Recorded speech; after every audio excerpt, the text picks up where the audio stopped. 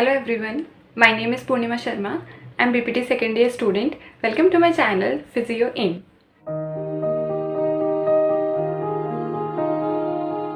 आज हम लोग इस वीडियो में बात करने वाले हैं, अगर आपको कोविड हो गया है तो कौन सी चीज़ें हैं जो आपको घर पे करनी है, मैंडेटरी है, और कौन सी चीज़ें हैं जो आपको अवॉइड करनी है। मतलब this video is all about home isolation. अगर आपको कोरोना के माइल्ड सिम्टम्स हैं तो आपको क्या करना चाहिए जिससे कि आपकी रिकवरी जल्दी हो सके।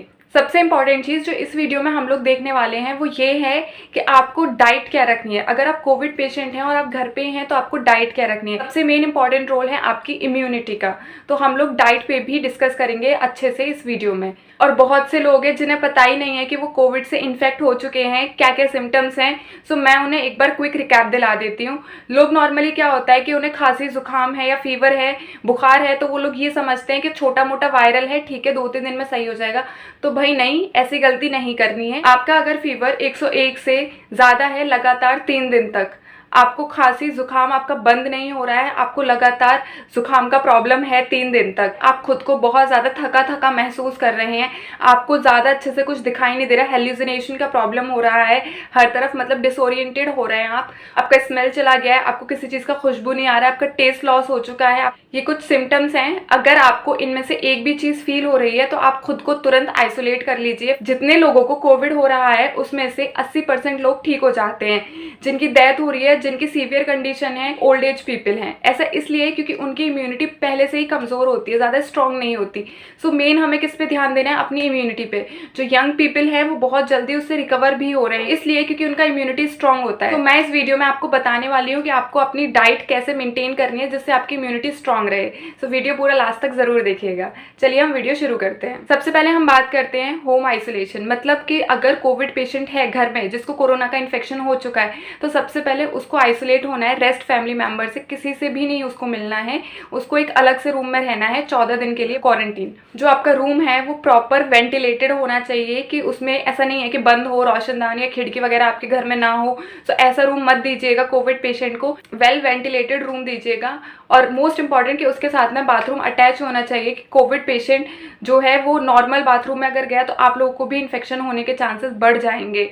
दूसरा क्या है कि अगर कोविड पेशेंट घर में है तो उसके लिए केयर टेकर की ज़रूरत होगी। केयर टेकर उसके लिए मस्ट है क्योंकि वो तो खुद आ नहीं सकता खाना लेने के लिए, कोई और ज़रूरी चीज़ है उसके लिए तो वो तो बाहर आ नहीं सकता। मतलब केयर टेकर घर में होना चाहिए जो उसका ख्याल रखे। तो उसके लिए आपको 2 चीज़ें याद रखनी है। जो पर्सन है जो उसको खाना या उसकी ज़रूरत का सामान देगा उसकी उम्र 55 ईयर से ज़्यादा ऊपर नहीं होनी चाहिए। सेकेंड जो चीज़ हमें याद रखनी है वो ये कि ना वो प्रेग्नेंट लेडी होनी चाहिए, ना ही उसको किसी तरीके की बीमारी होनी चाहिए, जैसे डायबिटीज़ है, कैंसर है, अस्थमा है, रेस्पिरेटरी डिसऑर्डर है, हाई ब्लड प्रेशर है। तो इस तरह की कोई बीमारी है तो आप उसको जाके कोविड पेशेंट को खाना या कोई सामान ना दें क्योंकि इससे आपको इन्फेक्शन होने के चांसेस बढ़ जाते हैं। तो आप अगर ऐसी सिचुएशन है तो आप सबसे पहले खुद को उस इंसान से दूर रखें। नेक्स्ट जिस चीज़ का ख्याल रखना है वो ये है कि कोविड इन्फेक्टेड पेशेंट को भी मास्क पहन के रखना है। बहुत लोग ये गलती करते हैं कि वो लोग मास्क नहीं पहनते, उन्हें लगता है कि एक बार हमें इन्फेक्शन हो गया तो ठीक है अब थोड़ी ना बार बार होगा। अरे नहीं, आपको अगर हो गया है तो आपको कोविड वापस से भी इन्फेक्ट कर सकता है। कैसे वो मैं बताती हूँ। आपने कफ किया, आपने मास्क नहीं पहना तो जो आपके ड्रॉपलेट्स थे वो एयर में स्प्रेड हो गए, और वही एयर अगर आप इनहेल कर रहे हैं तो वो आपको नोज के थ्रू आपकी बॉडी में फिर आ जाएगा, आपको री इन्फेक्ट करेगा। मतलब कि आपने खुद के लिए प्रॉब्लम और बढ़ा ली। तो इसलिए प्लीज मास्क पहन के रहिए। केयर टेकर को भी प्रॉपर प्रिकॉशन लेने हैं, तभी उसको कोविड पेशेंट के पास जाना है। लाइक सर्जिकल मास्क उसको यूज करना है, उसको ग्लव्स पहनने हैं, प्रॉपर अच्छे से खुद को पैक करना है, तब उस पर्सन के पास जाना है। और अगर आप उसको कोई सामान देना है तो आपको उसके टच में नहीं आना, उससे दूर ही रहना है, और अपना सामान रखने के बाद आपको वहां से चले जाना है। आप कोविड को बिल्कुल लाइटली नहीं ले सकते, आपकी हेल्थ का सवाल है, आपको प्रिकॉशंस रखने ही हैं। नेक्स्ट है हमारा, जिस रूम में पर्सन रह रहा है कोविड इन्फेक्टेड पर्सन, उस रूम को रेगुलर क्लीन करना है।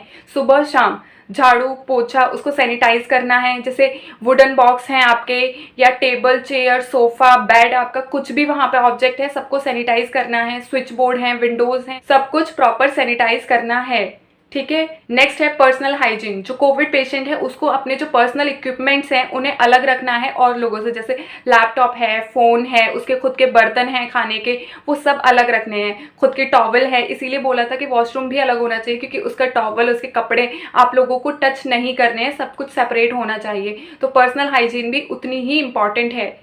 Personal hygiene even most important है कि जो कोविड पेशेंट है उसको अपना सारा सामान अपने घर वालों से अलग रखना है। नेक्स्ट इंपॉर्टेंट चीज जो कोविड पेशेंट को खुद ही करनी है वो है सेल्फ मॉनिटर। उसको खुद को सेल्फ मॉनिटर करना है। कोविड इन्फेक्टेड पर्सन को आपको एक थर्मामीटर देना है, एक पल्स ऑक्सीमीटर देना है, इस तरीके का होता है। और अगर आपके पास बीपी इंस्ट्रूमेंट है तो बहुत अच्छी बात है, आपको उसको वो भी देना है, ताकि वो इन सबसे दिन में 3 बार, ज़्यादा नहीं एटलीस्ट दिन में 3 बार वो अपनी रिकॉर्डिंग्स करे, सुबह दोपहर शाम। पूरा टेबल फॉर्म में बना लेना है। संडे मंडे ट्यूसडे जिस दिन से उसने अपने आप को क्वारंटीन करना स्टार्ट किया है उस दिन से डे 1 से आपको पूरा स्टार्ट करना है। अगर कहीं पे भी रीडिंग ज़्यादा बढ़ रही है तो तुरंत ही अपने डॉक्टर को बताएं, क्योंकि वो आपके लिए प्रॉब्लम हो सकता है।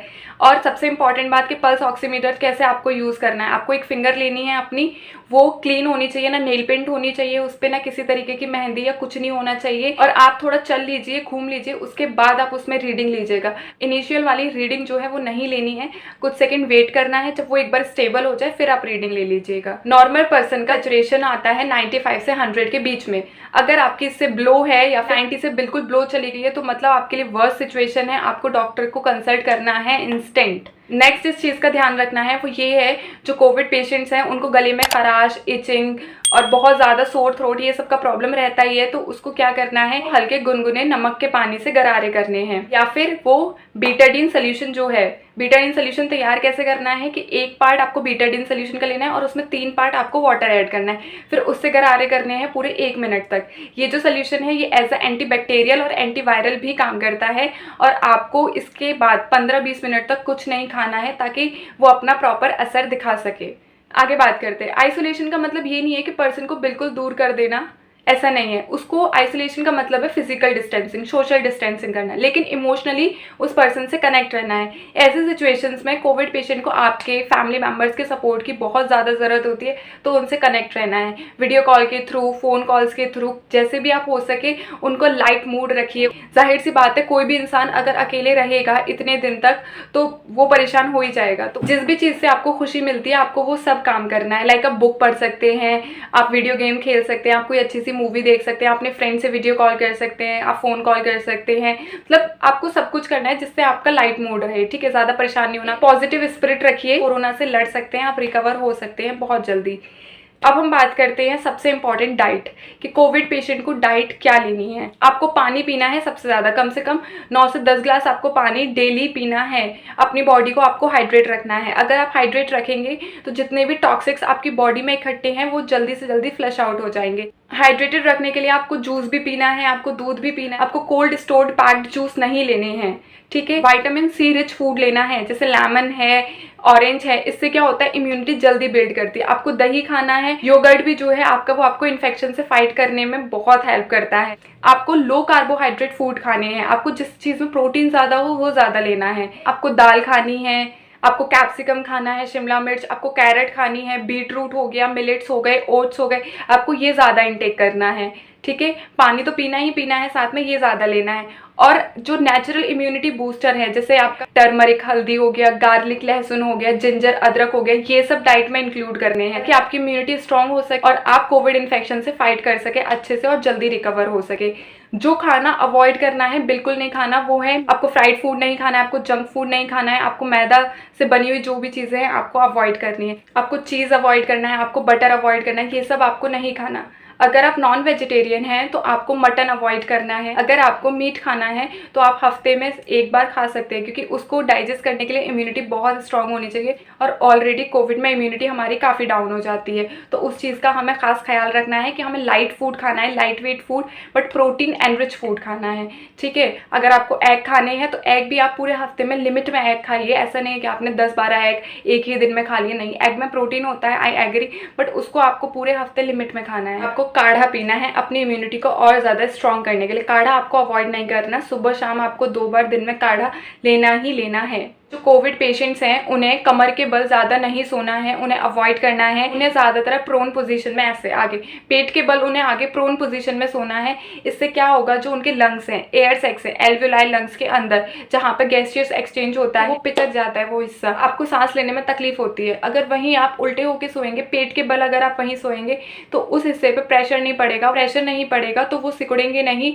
और उसमें गैसियस एक्सचेंज अच्छे से हो पाएगा, जिससे आपको काफ़ी आराम मिलेगा। तो आपको क्या करना है कि आपको करवट लेकर के सोना है, आपको ज़्यादा देर तक पीठ के बल नहीं सोना है, या फिर आप सीधी तरफ करवट लेके सो सकते हैं, आप उल्टी तरफ करवट लेके सो सकते हैं, या फिर आप पेट के बल सो सकते हैं।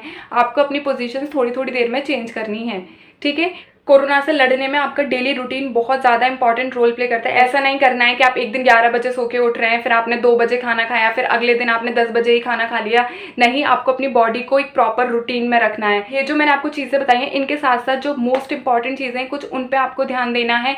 वो ये है कि आपको सन बाथ लेनी है डेली। सुबह आपको जल्दी उठकर 6 से 7 बजे का जो बीच का टाइम है, उस टाइम आपको सन बाथ लेनी है, ताकि आपकी बॉडी से जो टॉक्सिक सब्सटेंस है, जो बैक्टीरिया है, वो रिमूव आउट हो सके। नेक्स्ट जो चीज़ है वो कोविड पेशेंट को मेडिटेशन करना है। इवन दो मेडिटेशन सबके लिए ज़रूरी है, अपने माइंड को शांत रखने के लिए, काम रखने के लिए आपको मेडिटेशन करना है। नेक्स्ट आपको ब्रीदिंग एक्सरसाइज करनी है, जिससे कि आपके लंग्स की जो कैपेसिटी है वो बढ़ सके। बहुत सिंपल और इजी लैंग्वेज में आपको समझाने की कोशिश की है। इस वीडियो को ज़्यादा से ज़्यादा शेयर कीजिएगा अपने फैमिली मेम्बर के साथ, अपने रिलेटिव्स के साथ, जिस भी पर्सन को ज़रूरत है उसके साथ। नेक्स्ट वीडियो में हम लोग बात करने वाले हैं ब्रीदिंग एक्सरसाइज के बारे में। कोविड पेशेंट्स को कौन कौन सी ब्रीदिंग एक्सरसाइज करनी है। मिलते हैं अगली वीडियो में। तब तक के लिए do like, comment, share and subscribe my YouTube channel. Don't forget to hit the bell icon. Thank you.